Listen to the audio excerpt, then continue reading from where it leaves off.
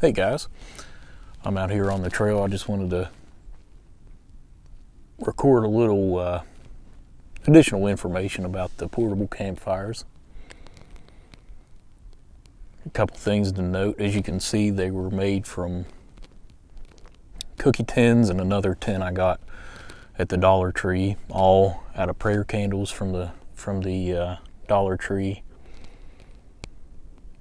I used pans. You could use, those candles are very unstable, so everything, copy this stuff at your own risk. I hate to ever have to say this, but I assume no responsibility if you attempt what I showed.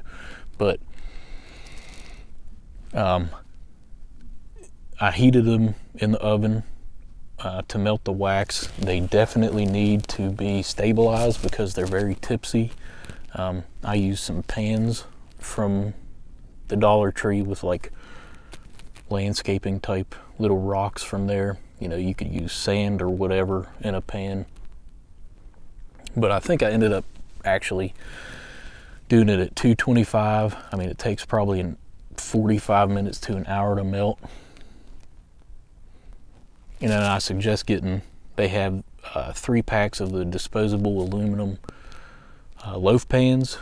Buy some of those, melt more wax than you think you'll need, and then if you have extra, put it in that tin. You can just put that tin in the oven next time. Pour it into your campfire, and once you've used all the wax from that, you can reuse it or chuck it. Actually, I could use one out here right now. It was 57 whenever I headed out, but it's cooling off. A couple other notes. I think those tins can leak. They're not made for liquids, so a little bit of wax can leak out. I think you could probably put some JB Weld or something like that in there and seal it pretty easily. I don't think it's a big danger, just something to be aware of. You can also put a sheet of aluminum foil underneath it every time. I've found them to be refillable as long as you don't burn up the wax. I've made 4, and okay, I have yet to test out the one that I showed with the 2 rolls in it, the smaller cookie tin with the 2 rolls. But I think something like that, I think that'll help last a lot longer.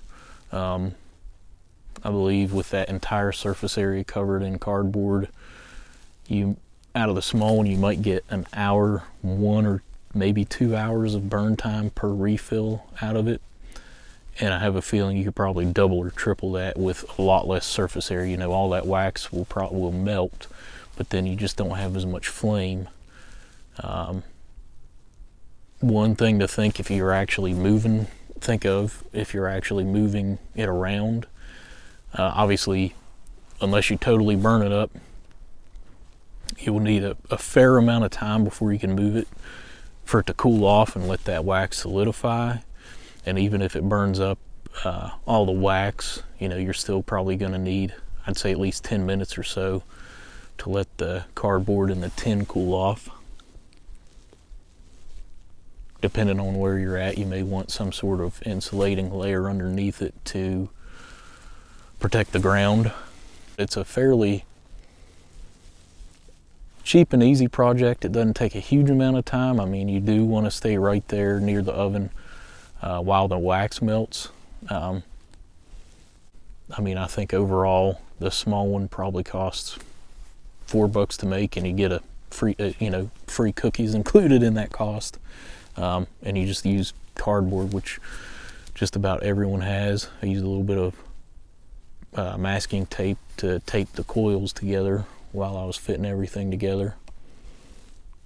For that smaller one, I used toilet paper or paper towel rolls to contain it. But really, it's a pretty neat project. It's I find very useful. you know, it's something that you can make, throw in your car, and if you're ever stranded in bad weather, you can use that to heat. Now, I will say that's another thing to note. You do end up kind of smelling like wax and cardboard burning if you use it and you're close to it. But you know, theoretically, something like that could be a lifesaver. But anyhow, hope you enjoyed that. You know, hopefully someone out there will make it, but you know, use due precaution and have fun. Guys, thanks for tuning in.